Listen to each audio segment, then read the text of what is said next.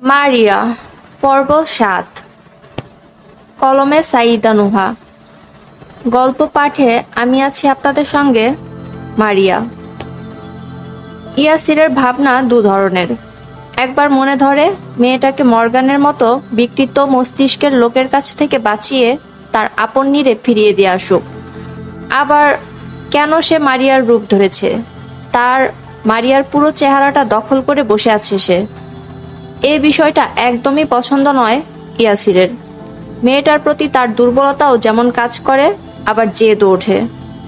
ইতোমধ্যে রাফি, রিমি দুজনেরই ঘুম ভেঙেছে। ফ্রেশ হয়ে ডাইনিংয়ে আসতেই ইয়াসির বলল, তোর আজ রুকি দেখা ভেস্তে গেল। চোখ কচলিয়ে রাফি উত্তর দেয়, ওটা তো গেলই।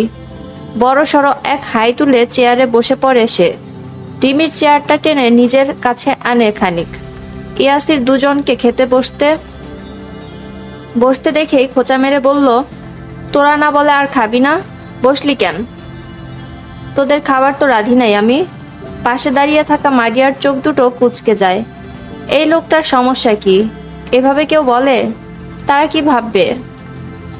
রাফি ভাতের বাটিটা নিজের কাছে এনে বলল, তোর ভাত রেঁধে খেয়ে নিস। ইয়াসির দাঁত খিলিয়ে হাসে। মারিয়ার চোখে সেটা আড়াল হয় না। সেও বিড়বিড় করতে ভুলে যায় না, ইস আমার সামনে ব্যাটার যত ঢং। মারিয়াকে দাঁড়িয়ে থাকতে দেখে রিমি তাকেও বসতে বলল। সে বসতেই ইয়াসির উঠে রান্নাঘরে যায়। বাটিতে করে সেই ভাজা ডিমটা মারিয়ার সামনে ধরে বলে, টাকা কামানো সহজ কথা না, আর সেই টাকায় কেনা জিনিস যখন কেউ নষ্ট করে আমার গা জ্বলে। চুপচাপ এটা যে বানিয়েছে সেই খাবে। খুব কষ্টে ঢোক গিলে মারিয়া। রাফি উকি দিয়ে একবার বাটিটা দেখলো। এইটা তো ডিম ভাজা, নষ্ট হলো কই? জবাবে ইয়াসিরের বলতে ইচ্ছে করে, এটা ডিম ভাজা না, এটা একটা অখাদ্য বানিয়েছে সে। না দিয়েছে তেল আর না লবণ। এ নাকি আবার ডিম ভাজতে পারে। ওরে একটা ছাগলও তো জানে তার খাবার কোনটা। সুন্দর চিবিয়ে চিবিয়ে ঘাস খায়। তাইলে তুই কেন ডিম ভাজতে পারিস না? তুই মেয়ে হইছিস কি করতে? তুই বাসায় বসে করিসটা কি? যত সব ঢং। তুই আনা সৌন্দর্য পেয়ে ভাবে উড়ে শুধু। কাজের কাজ পারে না কিছু, মন চায় দেই ধরে ঠাটাই একটা চর। দিতে পারবো না। কেন পারবো না? এক্ষুনি একটা চর দিব, আর ধপাস করে ফ্লোরে পড়ে যাবে। রাফি আর রিমি দুজনের দিকে কৌতূহলী দৃষ্টি নিবেদন করছে। ইয়াসির সেই কখন থেকে মারিয়ার দিকে তাকিয়ে আছে, ডেকেও তার সাড়া পাওয়া যাচ্ছে না। চেয়ার ছেড়ে উঠে দাঁড়ায় রাফি। ইয়াসিরের পাশে গিয়ে সজোরে তার শার্টের কলার ধরে দেয় হ্যাচকা টান। পরিমরি করে কোনো মতে নিজেকে সামলায় ইয়াসির। কি হয়েছে তোর? কখন থেকে ডাকছি? আমতা আমতা করে ইয়াসির। নিজের প্লেটে ভাত নিয়ে চুপচাপ খাওয়ায় মনোযোগ দেয়। ডিমের বাটিটা থেকে এক চিমটি ডিম উঠিয়ে নেয় মারিয়া। মুখ দিতেই নিজের হাতে ভাজা ডিমটা কোনো রকম গলদ্ধকরণ করলো। খেতে কেমন লাগছে এটা শুধু সেই জানে। ইয়াসির বারবার আর চোখে মারিয়ার খাবারের দিকে তাকাচ্ছে, ডিমটা শেষ হয়েছে কিনা। একটু খেয়েই মারিয়া আর সেটা খেতে পারে না, এক পাশে রেখে দেয়। ইয়াসিরের নজর সরে না তখনও। যাওয়ার আগে রাফি ইয়াসিরের সাথে তাদের প্ল্যানিং সম্পর্কে কিছু আলোচনা করে যায়। সব সামলে নিবে বলে ইয়াসির তাদের বিদায় করে দিল। তাদেরও তারা আছে বেশ। দুজন দু রুমে রেস্ট নিতে চলে যায়। বিছানায় বসে মারিয়া অপেক্ষা করে কখন ইয়াসির একটা চিৎকার দিবে আর তার মনটা একটু শান্তি হবে।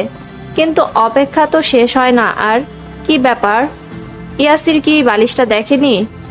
ভাবনায় থেকে মারিয়া পা লম্বা করে বেশ আরামে শুয়ে পড়ে। মাথার নরম বালিশটা আরেকটু চাপিয়ে সোজা শুয়ে রইল সে। তখনই ইয়াসির ওই রুম থেকে জোরে মারিয়াকে ডাক দেয়। হুড়মুড় করে উঠে বসে মারিয়া। মাত্রই একটু আরাম করে বিছানায় গা এলিয়ে দিল। আর এখনই তার ডাকতে হবে? সে কি ইয়াসিরের চাকর যে তাকে ডাকবে আর সে চলে যাবে? ধুম মেরে বসে রইল মারিয়া। ইয়াসির নিজে বালিশ নিয়ে এই রুমে আসবে, তখন যা কথা বলার বলা হবে। একটু পরেই ইয়াসির দরজায় এসে নক করলো। ভিতরে ঢুকেই সে মারিয়ার দিকে শান্ত চোখে তাকায়। হাতে কেচি সহ বালিশটা মুমূর্ষু অবস্থায় ঝুলে আছে। মারিয়ার ভীষণ হাসি পাচ্ছে বটে, কিন্তু এই লোকটা রিয়াকশন দেখাচ্ছে না কেন? মারিয়ার ধ্যান ভাঙে। ইয়াসির সুন্দর করে কেচিওয়ালা বালিশটা খাটে রেখে বাকি ছোট বড় 3টা বালিশই সঙ্গে করে নিয়ে গেল। এ কি অবস্থা! এ তো দেখা যায় নিজের পায়ে নিজেই কুড়াল মারা। অন্ধকার রুমে মারিয়া আটক। কাঠের শক্ত চেয়ারের সাথে তাকে রশি দিয়ে বেঁধে রেখেছে কেউ। মারিয়ার চোখে কাপড় বাঁধা। মোচড়ামুচড়ি করার ফলে তার দুটো ক্রমশ অবশ হয়ে যাচ্ছে, হাত দুটো ক্রমশ অবশ হয়ে যাচ্ছে। খানিক বাদে ঘরের ভিতর বুট জুতার আওয়াজ শুনতে পায় সে। ইন্দ্রিয় জানান দেয় লোকটি সম্ভবত খুঁড়ে খুঁড়ে হাঁটছে, পা টেনে ধীরে সুস্থে হেঁটে আসছে। চিৎকার করতে পারছে না সে। মুখের ভেতর দলা পাকিয়ে কাপড় ঢুকিয়ে রাখা, গাল দুটো ব্যথা হয়ে গেল। আহ ও শব্দেই মারিয়া তাকে ছেড়ে দিতে অনুরোধ জানায়। কাজ হয় না। লোকটি সজোরে হাতের শাবল দিয়ে মারিয়ার ডান পাশ থেকে বাড়ি মারল। চেয়ার নিয়ে মারিয়া এক পাশে পড়ে যায়। মাথার আঘাতটা বেশ জোরেই লাগে। তাজা রক্ত নিমিষেই ফ্লোরে গড়িয়ে পড়ছে। শাবলের আঘাতে বাঁ হাতে বেশ খানিকটা কেটে যায়। রক্তাক্ত হাতটা চেয়ারের সাথেই লেগে আছে। চোখ মুখে পানি পড়তেই হুড়মুড়িয়ে উঠে বসে মারিয়া। ভেজা মুখেই পরপর চোখের পলক ফেলে। চারপাশে নজর বুলিয়ে ফোঁস করে নিঃশ্বাস ছাড়ল সে। পাশে দাঁড়িয়ে থাকা ইয়াসির ভ্রু কুঁচকে তাকিয়েছিল। মারিয়াকে এভাবে হাঁপাতে দেখে বলল, খারাপ স্বপ্ন দেখেছিলে? ইয়াসিরের দিকে ছলছল চোখে তাকায় মারিয়া। তাকে কুপকাত করতে এইটুকু অস্থির দৃষ্টি যথেষ্ট। চোখ সরিয়ে নেয় সে। নিজ থেকেই বলল, ডাকছিলাম এতক্ষণ, হুট করে মনে হলো কোনো সারা শব্দ নেই। মরে গেছে নাকি? তাই এভাবে এসে পানির ছিটা দিলাম। বলেই সে রুম থেকে বেরিয়ে যায়। যাওয়ার সময় ধড়াম করে দরজাটা বন্ধ করে দিল। রাগটা অযথাই একটা প্রাণহীন বস্তুর উপর পড়ল। মিস্টার মর্গান দুপুরের গাড়ি ধরেই বাড়ি এসে পড়েছেন। এসেই দারোয়ান ও তার স্ত্রীর উপর নিজের রাগ ঝাড়ছেন। তারা যতই তাকে শান্ত করার চেষ্টা করছে, ততই যেন সে বদমেজাজি হচ্ছে। এক পর্যায়ে নিশ্চুপে দারোয়ান তার স্ত্রীকে নিয়ে বাড়ি থেকে বেরিয়ে যায়। থাকুক বুড়ো বেটা একাই, তাদের কোনো যায় আসে না। মিস্টার মর্গান পরিকল্পনা করেন কিভাবে সে মারিয়াকে আবার ফেরত আনবেন, কিন্তু তার মস্তিষ্ক এতই অস্থির, সে কোনো কিছু ভাবতে পারছে না। রাগে মাথার সমস্ত রগ ফুলে উঠছে বুঝি। সন্ধ্যায় সোফায় বসে টিভি দেখছিল মারিয়া। আবার আগের মতো স্বাভাবিক সে। দেখে বুঝার উপায় নেই সে যে কি ভয়ানক স্বপ্নটাই না দেখেছে। টিভিতে টার্কিশ সিরিজ সুলতান সুলেমান পর্ব চলছে। আয়েশা বেশ আগ্রহ ভরে সিরিজটা দেখছে। মধ্যখান থেকে দেখা শুরু হলেও সিরিজটা তার খুব ভালো লেগেছে। কলিং বেল বেজে ওঠে। ইয়াসির রুম থেকে বেরিয়ে এসে দরজা খুলে দেয়। ওপাশে রিমি আর রাফি দাঁড়িয়ে আছে। ইয়াসির জানতো না তারা এখন আসবে। ওকে কিছুটা অবাক দেখে রাফি বলল, রিমি বলছিল তোরা দুটো কি না কি করিস, আমরাও এসে একটু সময় দেই, আমাদেরও তো একটু আড্ডা টাড্ডা দিতে মন চায় নাকি। রাফির হাত থেকে বার্গার আর পিৎজার প্যাকেট নিয়ে টেবিলে রেখে আসে ইয়াসির। কফির মগ রেডি করে বন্ধুদের আপ্যায়নে লেগে পড়ে। সোফায় বসতেই রাফি জিজ্ঞেস করলো, তো মারিয়া কিছু ভেবেছ?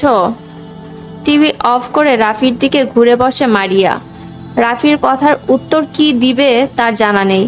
একটু চুপ থেকে বলল, এই তো চলে যাব কাল সকালেই। রান্নাঘর থেকে উকি দিয়ে মারিয়ার দিকে তাকায় ইয়াসির। রান্নাঘরটা কাছে হওয়ায় সে কথাটা শুনে ফেলেছে। মাথা বাঁকিয়ে মারিয়ার কথায় ভেঙচি কাটে। বিড়বিড় করে বলে, ভিতর ডিম কোথাকার, রাতের বেলা ভয় পায় দেখে সকালে যাবে। আমার ঘরের খাবার নষ্ট করতে বসে আছে এখনো। আবারও মুখ পাকায় ইয়াসির। হাতের ট্রেটা নিয়ে হল রুমে যায়। আড্ডার এক পর্যায়ে রিমি জিজ্ঞেস করলো, মারিয়া তুমি যে যাবে, তোমার ব্যাগপত্র কাপড় সব তো ওই বাড়িতেই তাই না? মারিয়ারও খেয়াল হলো, তাই তো, সে তো শুধু প্রয়োজনীয় জিনিসগুলো এনেছিল, ওগুলো তো আর ফেলে রেখে আসা যায় না। রাফি ইয়াসিরের পিঠ চাপড়ে বলল, আয় এক কাজ করি, মর্গান তো এখনো আসেনি, আমরা কালকে ওর বাড়িতে যাই, সুযোগ বুঝে খালি বাড়িতে না হয় ঢুকে গেলাম। পরে মারিয়া ওর জিনিসপত্র নিয়ে বের হয়ে গেল, আমরাও এসে পড়লাম। ইয়াসির আর রাফির প্ল্যান অন্যরকম। তারা মর্গানের এগেনস্টে প্রুফ জমা করতে ব্যস্ত। রাফির প্রস্তাবে ইয়াসির রাজি হয়ে যায়।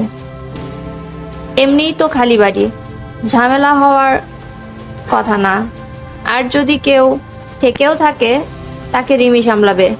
ব্যাস, প্ল্যান রেডি। রাতের বেলা ঘুমোতে গিয়েও ঠিক মতো শুয়ে থাকতে পারছে না মারিয়া। তার পাশে রিমি এক ঘুমে, কিন্তু মারিয়া অনিচ্ছায়ও চোখ বুঝতে পারছে না। চোখ বন্ধ করলেই বিকেলের স্বপ্নটা চোখের সামনে ভেসে ওঠে। অগত্যা পাশের মেয়েটার ঘুমে যেন ব্যাঘাত না ঘটে। সে বিছানা ছেড়ে উঠে যায়, আস্তে করে গুটি গুটি পায়ে রুম থেকে বেরিয়ে পড়ে। বাহিরে আসতেই তার চোখ পড়ে ইয়াসিরের উপর। মুহূর্তেই মারিয়ার মাথা ধরে যায়। এই লোকের সমস্যা কি? যখনই দেখে তখনই তার মুখে সিগারেট থাকবে। ঠোঁট দুইটার কি অবস্থা! কাইল্লা আপন মনেই ইয়াসিরকে গালি দেয় সে, কিন্তু সে কই যাবে? লোকটা তো সোফা দখল করে বসে আছে, ও কি করবে এখন? ইয়াসির না থাকলে তো একটু টিভি দেখতে পারতো।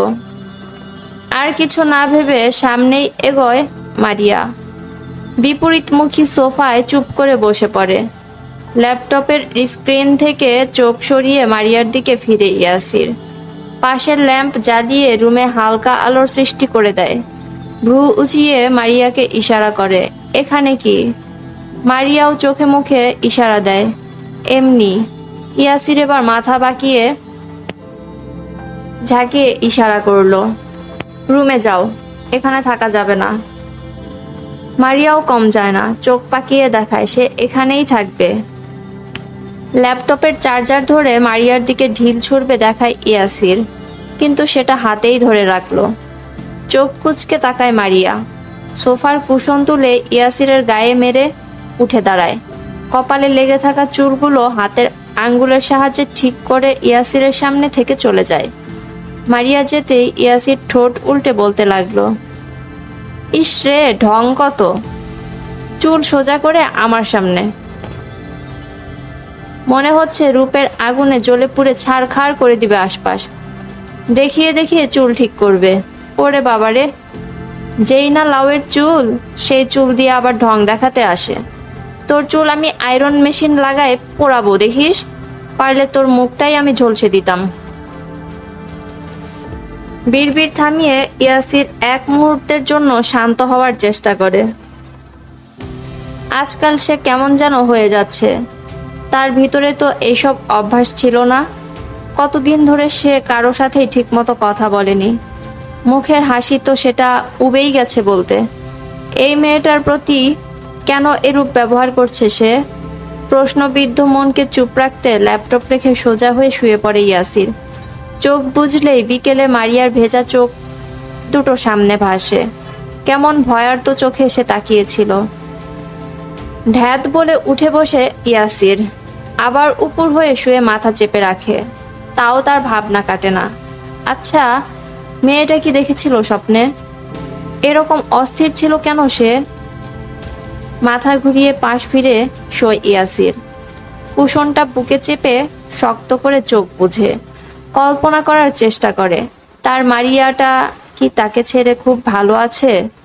কল্পনায় ভাসে এক হাস্যোজ্জ্বল চেহারার নারী, যার স্মিত হাসিতে বুঝি মুক্ত ঝরে পড়বে।